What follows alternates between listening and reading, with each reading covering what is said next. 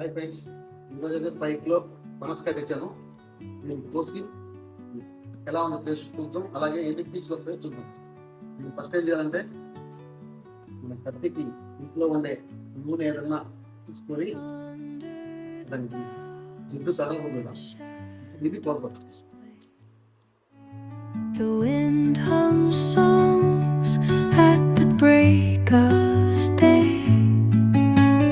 whispering pines, secrets untold, carrying tales only the forest holds.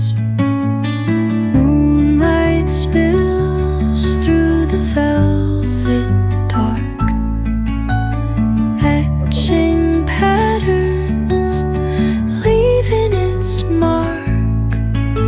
The roots stretch deep, the earth's gentle sigh, a lullaby sung to the open sky.